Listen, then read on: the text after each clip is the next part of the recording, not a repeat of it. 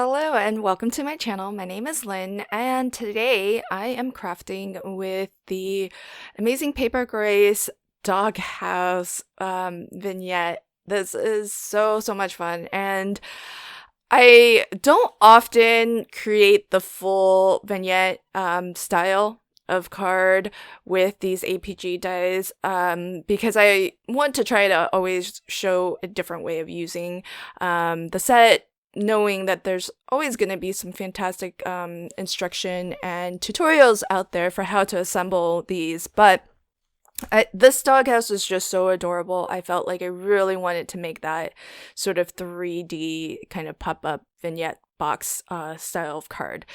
So what I've done is I took the largest die, the one that has the 2 tabs at the bottom. I've die cut that 5 times. So they are all cut from different shades of gray, actually. Actually, I have 2 in the darkest, 2 mid-tone, and 1 light. Then I took the 2 smaller house front dies. One is an outline die, the other die just cuts out that gorgeous sort of vine, lacy sort of pattern. I taped them together and die cut them out of some light blue cardstock, and I'm going to layer that onto the front. There is this die that I've been using to cut out the door, and what I do is always using the very first one that I cut through. I'm using that as a template for positioning and transferring that location to the subsequent house fronts, and that way that aperture will all line up when all of these are actually assembled together. So in total I have 5 solid pieces that are just that largest outline die. And we'll cut tabs off of 2 of them when we go to put this all together, but there are 5 of those. 1 detailed layer in light blue that's going to be on the front. And then I've cut the door through all of those pieces. So I want my door to actually swing open. So I've taken the same door die. I cut that out of a darker teal. That's going to be the front door. There's a die to cut out roof pieces. So I'm cutting 5 of those out as well.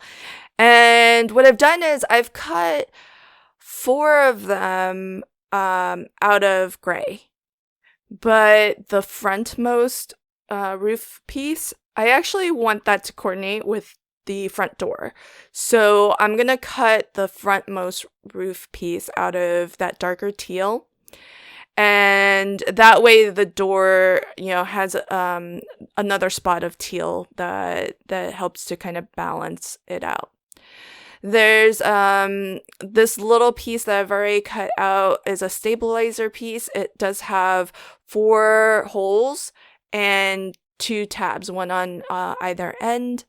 And then you have these 2 circle plate dies. Each plate cuts out 2 circles. So those are going to be spacers, and you'll see it all come together when I go to assemble this. But for now, I wanted to cut out all of my pieces. There's also a really cute kind of scalloped border die that I've cut out of white. Now, I only cut the one, not realizing at the time that I actually need 2, but I will go and cut a second one right now, it looks. So there's that as well.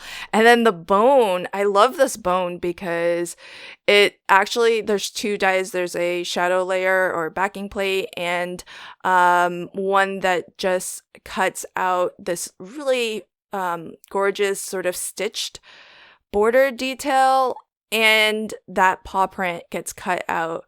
It doesn't have the outside cutting edge, so if you want to stack these together, for the white layer, the top layer, I combined, I die cut it the first time, and then I die cut it a second time with just the detail plate onto my die cut piece. And then I layered a darker color behind so that the paw print is basically a different color from the front. So to create my door so that it can open, I've just used a little bit of Scotch tape. You could use cardstock and create a hinge. I just felt like the frame that's around that door is so thin, and that I didn't want to layer cardstock there. Plus that's going to get glued down anyway, so I think that's going to eventually get well secured down. And I'll sandwich it though with another piece of cardstock. That way you actually don't see that Scotch tape from behind. So you could, like I said, just put a thin bit of cardstock there and glue it on as a hinge as well, instead of using Scotch tape. I think this will hold up well enough for a card. If you were making this kind of interactive element as maybe part of a mini album, then I would definitely find a more secure way of attaching that door. But I think for the purposes of this being a card, I think that that's going to be more than sufficient. And so now I will attach the roof piece. And look at that lovely detailing that you can get with those scallop pieces too. So really, really great.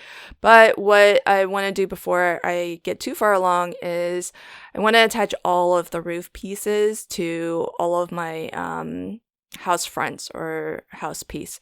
And I'm stacking them up one on top of another, because you want, for that slit at the top of the roof, you want that slit to be able to line up across all 5 of these pieces, because that little strip of cardstock there is going to sort of feed through each of the slots in our roof here, and it's going to keep all of the pieces nice and stable, and the circle die cuts will keep them equally spaced apart.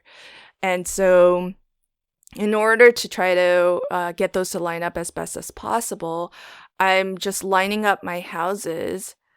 And then when I go to glue down the roof, I can align that with a previously attached section. And so that helps to guarantee that everything is pretty much going to be as identical as, humanly possible anyways. So that makes it a little bit easier for you to then attach everything. So here's how I go about creating these vignette cards. I like to get all of my pieces into the slot here. So there is a die that cuts out these side pieces that have slots in them, and that's where you would insert your tabs through.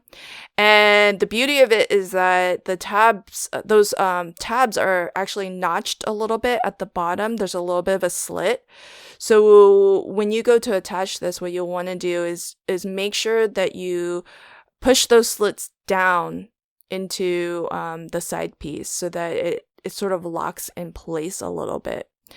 And so what I've done is tried to make sure all of my house pieces are aligned at the bottom. So it's all nice and straight. That way we know that later when somebody stands this up, it'll sit flush to their tabletop.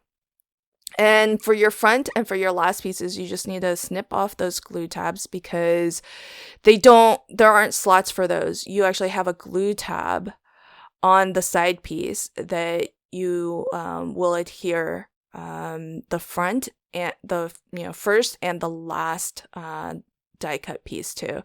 And again, I'm just trying to make sure that the bottom of all of the houses are lined up well. That's why I like to use liquid adhesive for this process, because it can require a little bit of nudging and moving things around a little bit to get them in exactly the right place, because you are you are juggling, 5 pieces, and you're trying to attach them into this 6th piece, which is the side.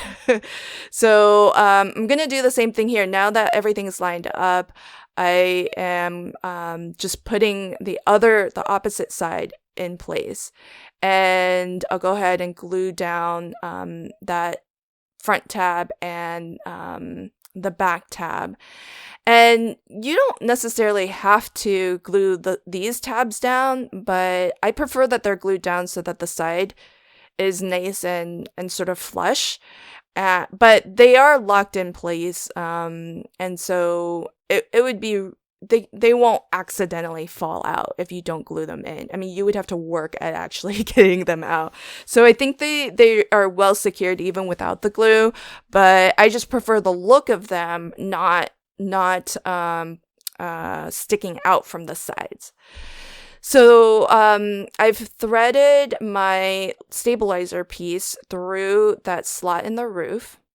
And then what you want to do is you take each of these circle die cuts. You'll notice there's like just a little bit of a hole in the center of them. This is so cleverly designed because that hole needs to line up with the hole that is on the stabilizer piece. And I just use my pokey tool to poke through both holes. And that's how I get that to line up.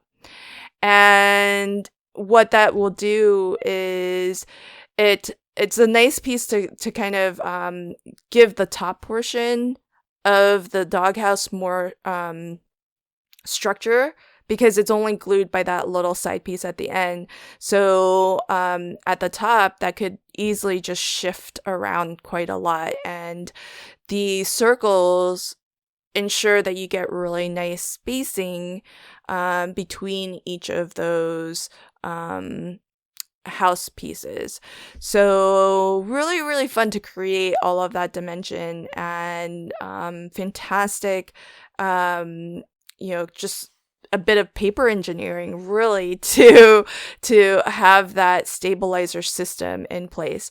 Now I've die cut a second teal roof because I didn't want the little glue tab from this stabilizer piece to show on the front. So that's why I've done that. I want to find a way to cover up the slot at the top too, but I don't think it's as noticeable of an issue. But since I cut my stabilizer out of gray cardstock, that stuck out quite a bit against the teal. So you also get some dies to create a little puppy or a little kitty cat. There is a die to cut out a collar and a tail for the dog, but this being a silhouette, I didn't think it was that big of a deal to just leave those elements off. But you do have those detailed elements if you want to use them. But I've put my puppy into the house, and because I chose gray, it's rather dark in there, but once you open it, that's when you see the little puppy inside, which I think is super, super cute. It just makes this a little bit of not just sort of a pop-up card, but a little bit more of or a pop-up box card, but a little bit of an interactive card too. So my final bit of detail will be this paw print, which is fantastic because this also, similar to the bone, it has a detail die that cuts the paw print design into your card, and then it has a bubble or a shadow layer. And when you combine those, you get the die cut off to the right. But I use that as a stencil so that I can place the paw print pieces that fell out of that detail cut onto my door. So you can really use everything from those die cuts, and you have multiple ways of using it as well. So this is a look at my final card. You could definitely, there's so much depth and dimension here, you could definitely make the inside of your doghouse really bright and add almost like different scenes in there that you can really appreciate. So I hope that you enjoyed this card today, and if you did, please consider liking, commenting, and sharing. And if you haven't already, I would love for you to subscribe to my channel if you want to see more content that I put out as I release it. Thanks so much, and until next time, happy crafting and have a fantastic day. Bye!